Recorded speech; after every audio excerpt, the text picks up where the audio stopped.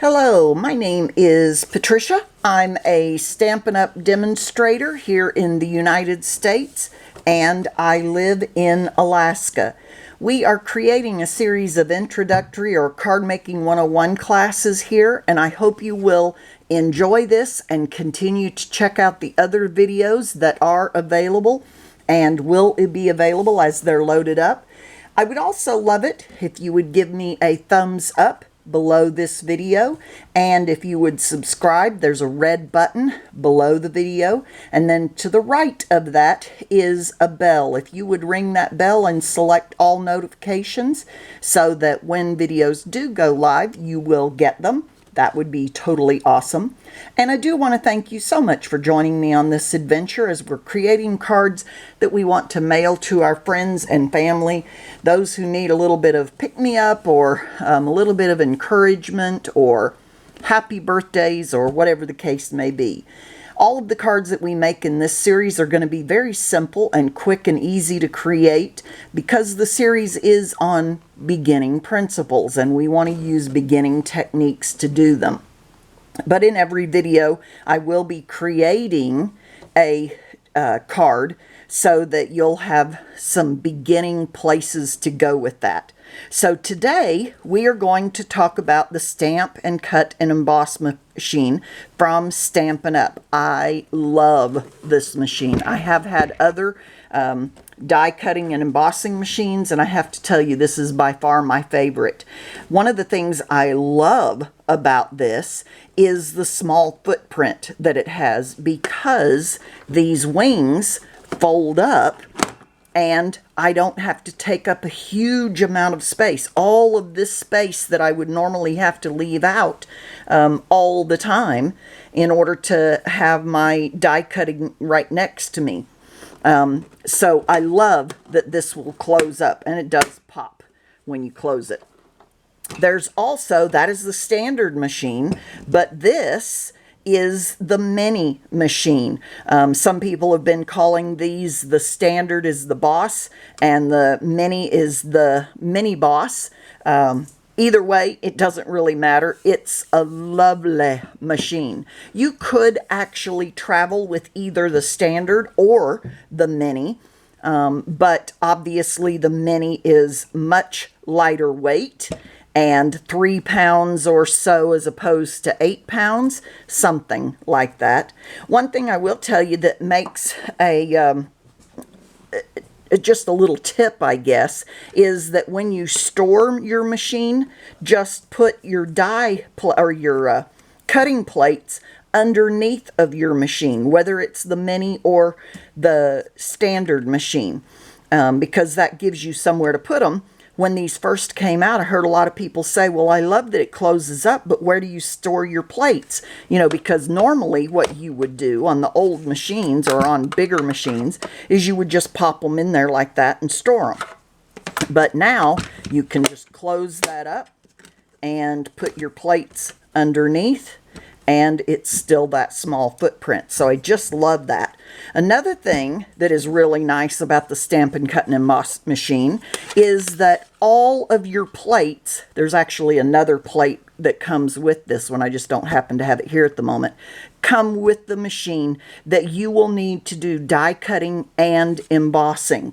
And on your standard plate gives you the sandwich or the instructions for how to use your plates and which what order to keep them in and all of that. So we're going to start using the standard machine, and we're going to look at, sorry about that, I didn't mean to knock you there. These are all of the plates that come with the standard machine. You've got your base plate, number 1, right here. You've got number 2, your shim. Number 3, you've got 2 of those. And number 4. Number 4 is for dry embossing. And I'm going to show you that here in just a moment. And you'll notice that on the cutting plates, you get 2 of them, 2 number 3 plates. And one of these I can read through still, the other not quite so much.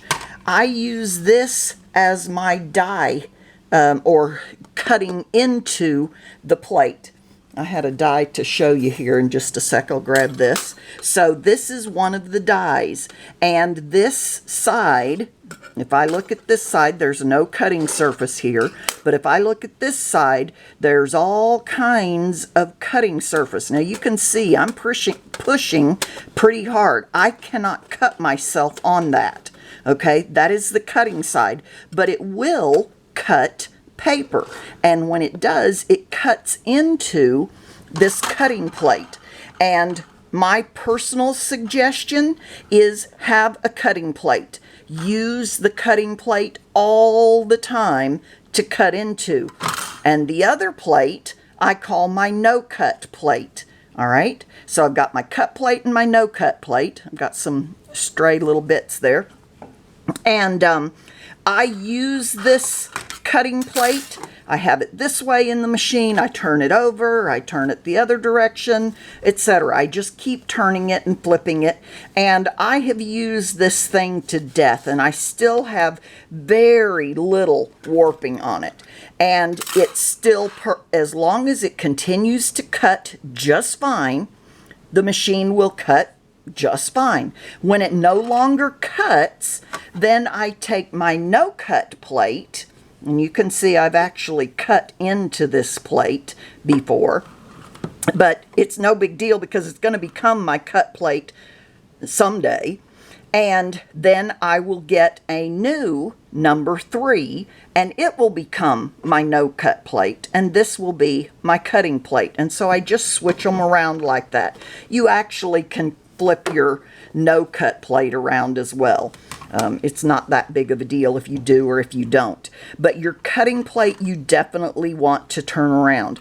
Another accessory that you're going to want is this. This tool, when you have a die in here, I'll just show you this one. I cut this one a few minutes ago.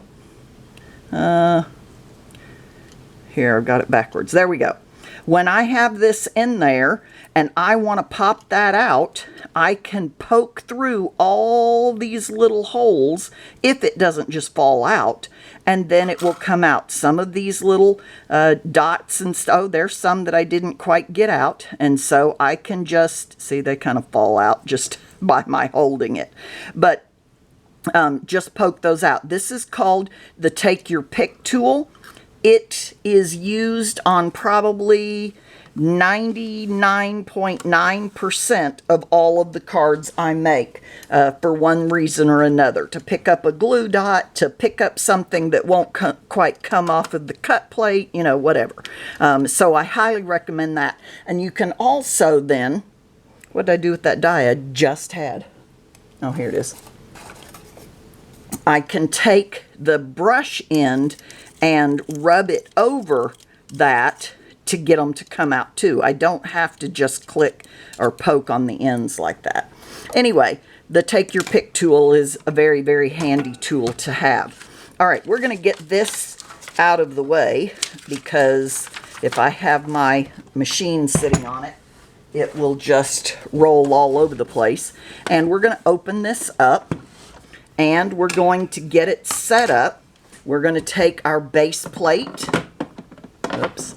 We're going to take our shim, our cutting plate, and put those on there, and our paper. We're going to go ahead and put,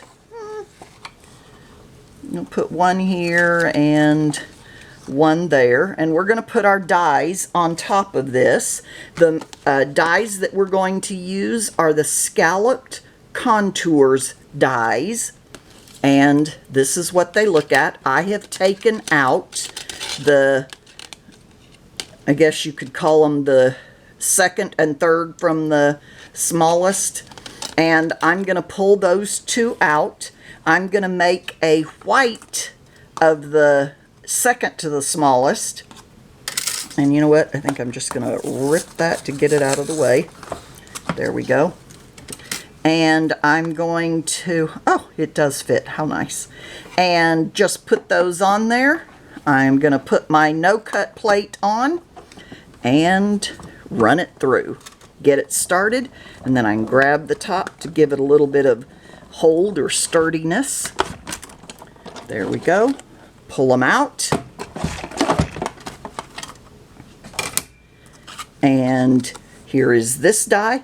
I love it because look at this. It's got a little bit of a, you could actually put something behind that. Really cute. You know, slip it behind the white part, the base part. And then here is the other one. This one has like little stitched spaces all the way around, and both of them are scalloped, of course. I'm going to slip these back in the envelope so that I don't get them lost. We wouldn't want to lose them. Might have to buy the whole set, right? Again. All right. So then I said I'd also show you a little bit about doing embossing folders, because this will also emboss. So to do that, I'm going to keep my base plate, and the instructions are on here. I'm going to take off plates 2 and 3 and set those aside. And I'm going to take my number 4 plate, which is my embossing folder, to do 3D embossing. And I'm going to slip my piece of paper in here. Now this is brick and mortar, this particular embossing folder. And you'll notice there's a line right here. Okay, do you see that line? And I'm going to get my paper at least somewhat even with that line, because this is brick. And if it's going to be brick, I don't want my house built crooked. So I want to get that in there primarily as even as I can. Roll that through. It snaps. No big deal. Going to pull this forward. And look at that awesome brick and mortar. Makes a great background for a card. You could color that a little bit if you wanted to, or leave it the way it is, depending on what color of cardstock you use. You know, maybe use a, I don't know, cinnamon cider or something color if you want to have bricks for your background. I just love that. It's an awesome die or embossing plate. So close that, and we're going to use the things we just cut to make our card. I already had some cut out just in case I messed up. And we are going to take our cardstock, which is a 1/2 of a piece of paper. And of course, I do not see my bone folder. That's okay, I'll use my thumb. I'll use my bone folder here in a few minutes to actually give it a really good crease. And I have cut a piece of DSP, or Designer Series paper, and I'm going to layer that on. Whoops, as I throw things around. I'm going to use my Stampin' seal, put a little bit of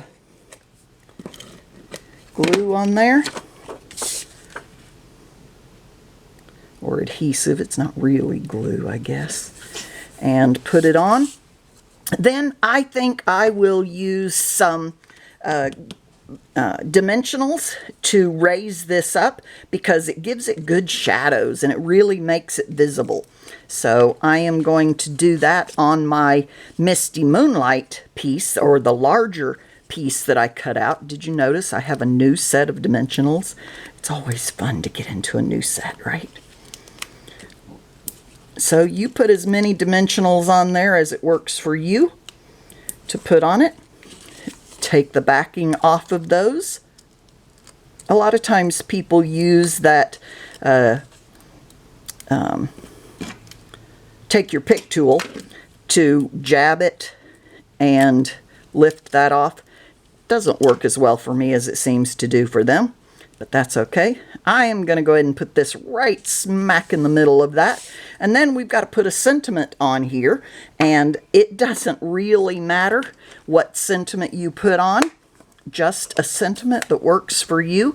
And because I used Misty Moonlight cardstock, I'm going to use Misty Moonlight ink. I'm going to give it a good squish on my ink to make sure I've got enough. But I don't want to have any on my edges. I might have to rub a little bit of that off.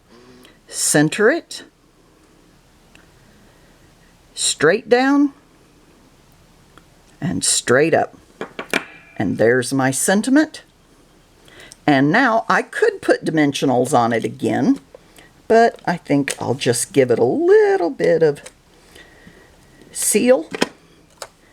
And see what I mean about it's got those little pieces. That would be a great place to put another color of cardstock or something of that nature. Put that on there. And my card is complete. How easy was that? Now, the only thing I would suggest at this point is to be sure that you put something on the inside of your card. This is actually light enough that I don't have to put a piece of white cardstock in there. I could just leave it like this, but I usually want to stamp something in there that coordinates with the front of my card. And we're done. I always suggest that you close up those ink pads. You don't want to get ink all over your brand new card that you just finished. I hope you enjoyed this. Please comment below if you have any questions or other things. I will list all of the items that I have used so that and my website, so that if you would like to purchase anything, you have the information there that is to do so. Please like, subscribe, and ring that bell. Thank you so much. You're very appreciated. And go make those cards and then mail them, right?